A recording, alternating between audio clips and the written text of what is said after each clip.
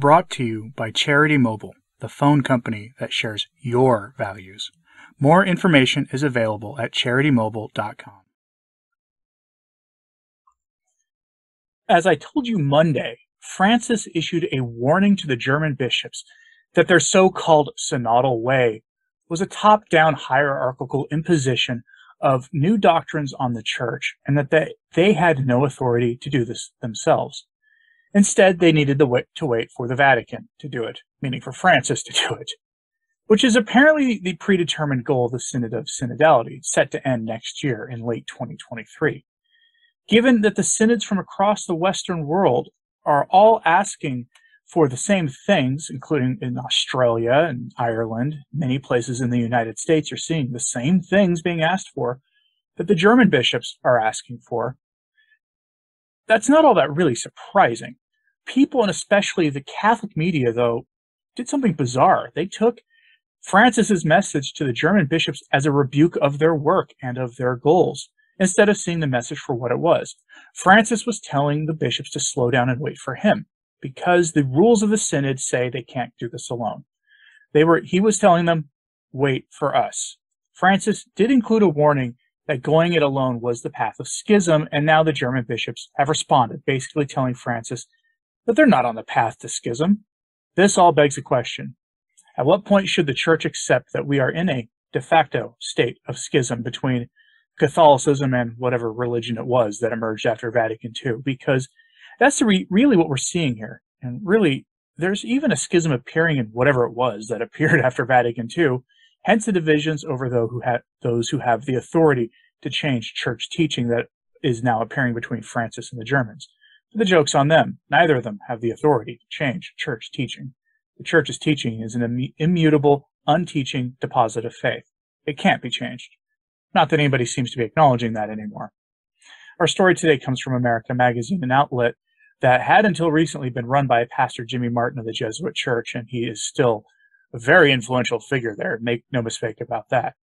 That outlet is usually the de facto voice for Francis in America. Remember that other part about my reporting on Monday, that Jimmy Martin was supporting overtly the program of the German bishops changing the church's teaching on the James Martin sin, because St. Paul got it wrong, according to Pastor Jimmy Martin. He has said that publicly, meaning he has publicly denied the inerrancy of sacred scripture. That's heresy, by the way. It places you outside the church. Bear that in mind anytime he opens his mouth and speaks publicly about matters of the faith.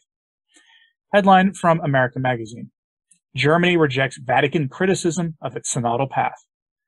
The word criticism is an interesting one here, and it is more accurate than rebuke, which Catholic media used instead in its gushing and breathless reporting on the Vatican's actions this past week. The German bishops are convinced that theirs is the way forward for the Catholic Church, that the Church can only stay afloat by ceasing to be Catholic. From the article, quote, "The Synodal Presidium rejected the criticism.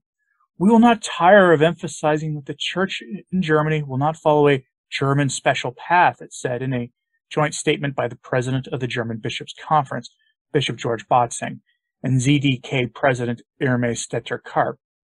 This was also stated in the statutes of the synodal path, they added. Nevertheless, we see it as our duty to clearly state where, in our view, changes are necessary. In doing so, we already feel that the problems and questions we name are similar worldwide, said the two presidents of the consultations on the future of the Church in Germany launched in 2019. The Vatican said, "It is hoped that the proposals of the path of the particular churches in Germany will converge into the synodal path being taken by the Universal Church." The statement came as a surprise to many observers. It is not yet clear who is responsible for it, but it refers to earlier statements by Pope Francis. End quote. The German attitude here is reflective of a conflict in the post-conciliar church.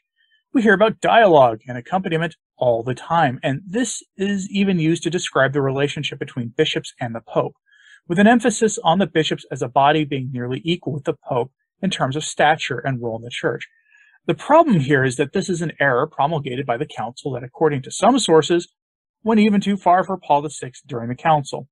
He at that time allegedly tried to fix the error with a statement that the theologians assisting the bishops at the Council took and threw away before it ever found its way to a sympathetic bishop.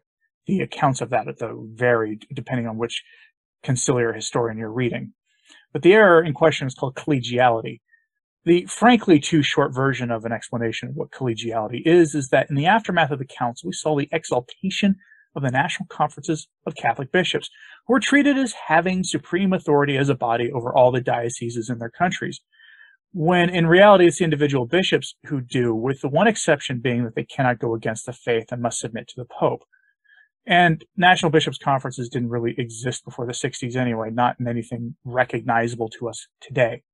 In Puerto Rico, Bishop Fernandez's principal crime, if you remember that story, according to the modernists, was not going along with the rest of the bishops of his country, and that including submitting to Caesar on the evils pushed in 2020 and 2021 by governments, or to put his seminarians into the single modernist seminary for the entire country. Remember, the body of bishops was supreme over even his own diocese.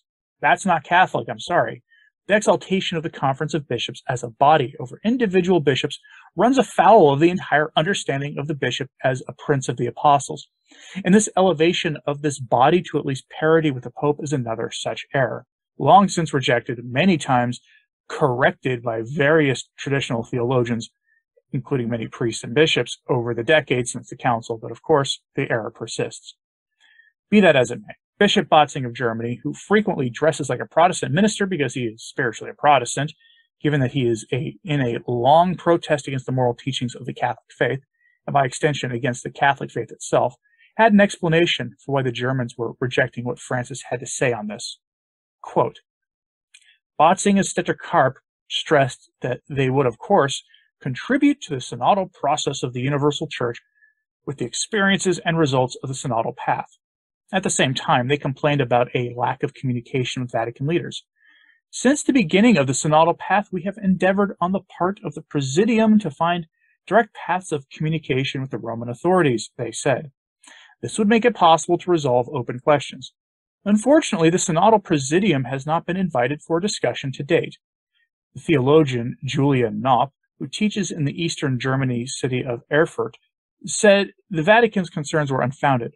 She said no one saw themselves as being authorized to, quote, go it alone in the national church matters that require universal church agreement.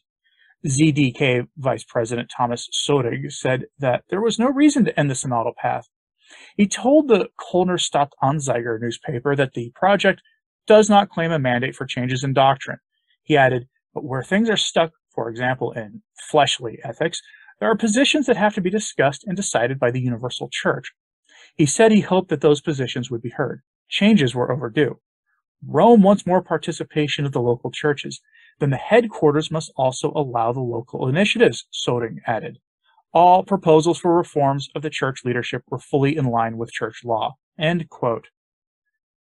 For whatever reason, the German bishops and their lay leaders are not confident that Francis is going to change church teaching on the James Martin sin, which is the one they seem most concerned about.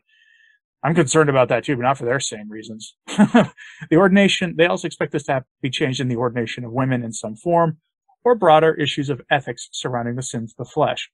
That despite the most important Vatican publication reporting recently that Francis was essentially going to end Humanae Vitae, the timing of which cannot be seen as coincidental. That outlet was La Civiltà Cattolica, a Jesuit outlet, where every single word and every single sentence and every single article is heavily scrutinized by the Vatican before it's permitted to be published to make sure everything is in keeping with the teaching of the Church or in keeping with the opinions of the Pope at the time. And they came out and talked about Francis changing those teachings. So, I'm not sure why that was lost on the German bishops, but it was. If anything, the timing of that was aimed squarely at the German bishops to assuage their concerns about Francis being on their side. But their message was not received, evidently. Or this is all pure theater, meant to make it look like there is a conflict between Francis and his allies in Germany, whom he had already publicly praised for the work of the synodal way that he allegedly rebuked recently. Remember, he did that back in like February or March. I talked about it here on this channel. He sent them notes saying, hey, good, keep it up. He also sent notes like that to Pastor Jimmy Martin and New Ways Ministry for that same type of thing, for the support of the work they're doing there. Again, this is all predetermined. If there's anything, though, everyone agrees on, it's this. The entire point of the Synod on Synodality is ambiguous, leading to poor communication between Rome and the national conferences of bishops. Still, to this day, no one understands what the point of these synods are, or what synodality even means, or what a synodal church is. It's not Catholic, that's all I can tell you. This confusion is best expressed by the head of the Synod of the Nordic countries, which is run by a nun, which should tell you something. This nun sums this all up as a communications problem. She might be right, though I maintain that much of this German-Rome conflict is just that. It's theater, pure theater. From the article published by cath.net out of Germany this weekend, that had a statement from this nun, the nun describes how the Synod's documents of rules and regulations spell out that the bishops can't just promulgate doctrine on their own. Then she says this, quote, "But how is it then that even the Holy See warns of an imminent violation of ecclesial communion and the unity of the Church in the text quoted above? Neither the Vatican nor the bishops in other countries nor critical voices in Germany simply not understood what the synodal path is and what it wants, or is not and does not want. If so, one may certainly ask whether the synodal path might have a communication problem, because in the general public, probably no one will have dealt or be able to deal intensively with the many texts, formulations, moves, additions, and text changes. Instead, the impression has obviously arisen that the synodal path wants to change the teaching of the Church after all, or that it is going its own way, abolition of celibacy, female priesthood, changes in fleshly morality, etc. One might not necessarily like this impression from the basic texts of the synodal path. Read out the way, but these demands are raised and remain unchallenged. By the way, up to the demand of Mrs. Ermestetter Karp for a nationwide possibility of the Moloch ritual in Germany, which also remained unchallenged, with the exception of a statement by the press spokesman of the DBK, this demand contradicted the attitude of the German Bishops' Conference. Not a word about the fact that the Catholic Church describes the Moloch ritual, as much as it may be socially accepted, as a despicable crime. If such and similar demands are not contradicted, if they're tacitly tolerated or even supported, it is certainly no wonder that the central themes of the synodal path are apparently so misunderstood. Instead of astonishment and irritation, there should be clear communication that does not shy away from countering exaggerated views and demands." End quote.